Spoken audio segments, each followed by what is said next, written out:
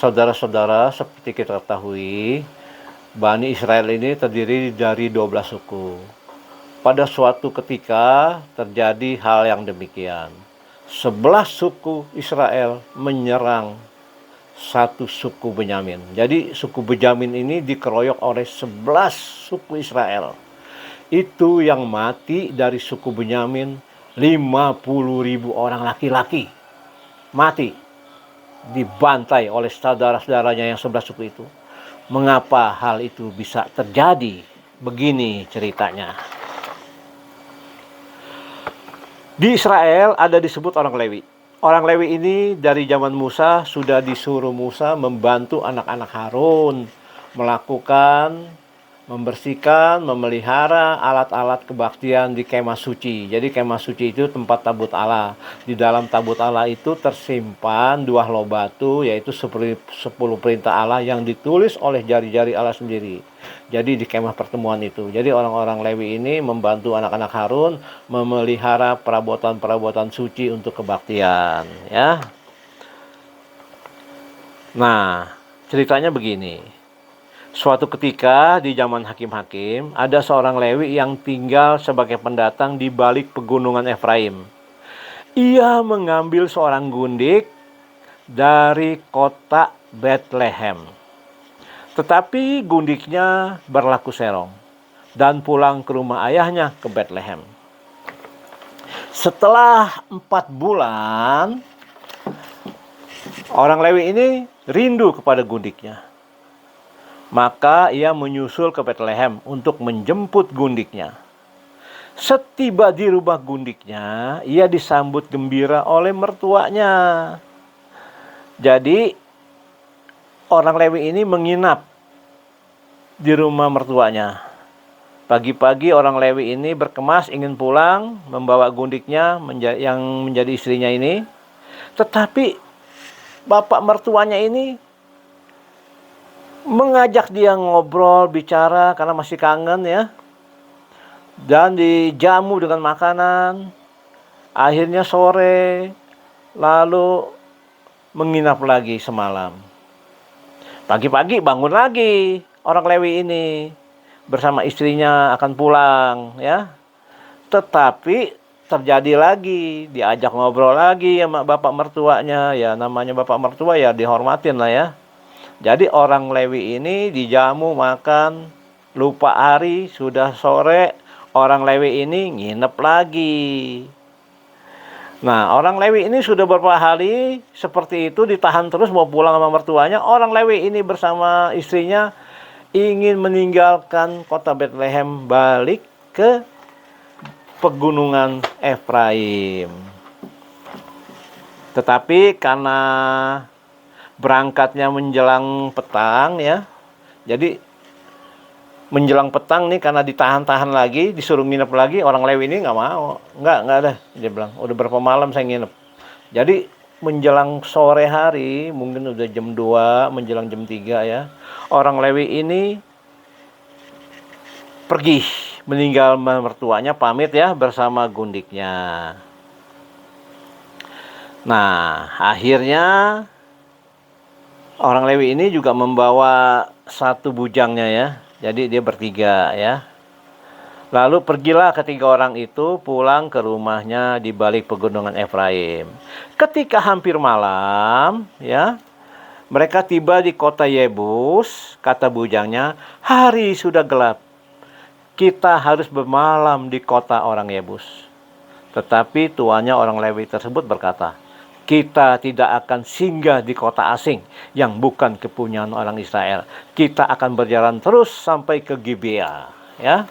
Jadi Gibea itu adalah tanah Israel yang ditinggali oleh Bani Benyamin. Ketika matahari benar-benar sudah tenggelam menjelang malam, mereka tiba di Gibea untuk bermalam.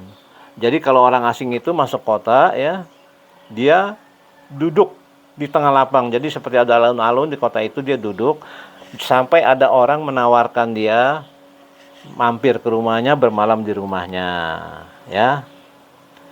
Nah, Karena sudah menunggu lama, tidak ada seorang pun yang mendatangi mereka untuk mengajak menginap di rumah. Lalu ada seorang bapak tua yang baru pulang dari ladang.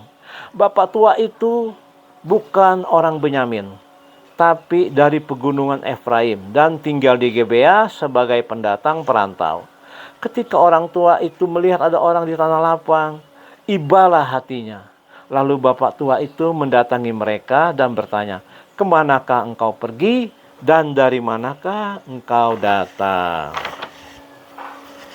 Jawab orang Lewi itu, "Kami sedang dalam perjalanan dari Bethlehem, hendak pulang ke balik pegunungan Efraim.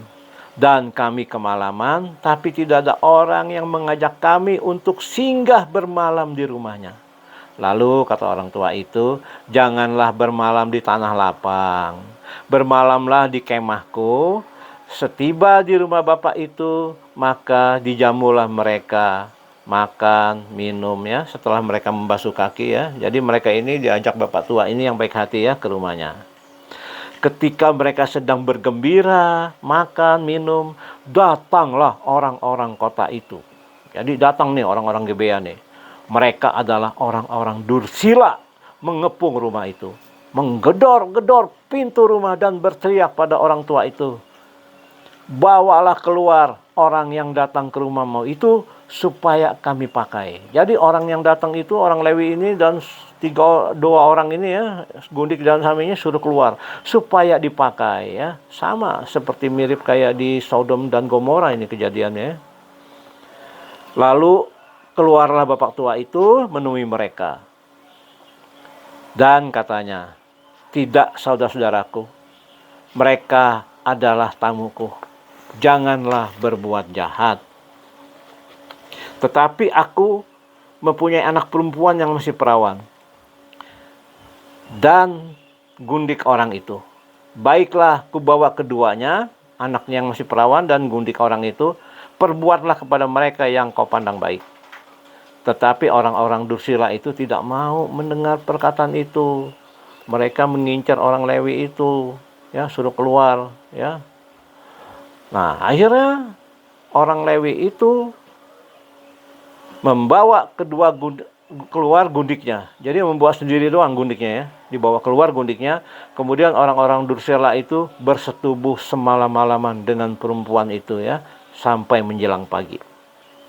Menjelang pagi, perempuan itu datang berjalan dengan lemah, terseok-seok, tertati-tati ke rumah bapak tua itu. Sesampainya di depan pintu rumah, ya, begitu memegang tungkai pintu, perempuan itu rebah, tidak sadarkan diri. Pada waktu tuannya bangun, dibukalah pintu, tampaklah perempuan itu tergeletak di depan pintu. Dan tangannya di ambang pintu. Ketika dibangunkan tidak ada jawab. Ternyata perempuan itu sudah mati. Lalu diangkatnya mayat itu ke atas keledai dan dibawa pulang ke rumahnya di balik pegunungan Efraim.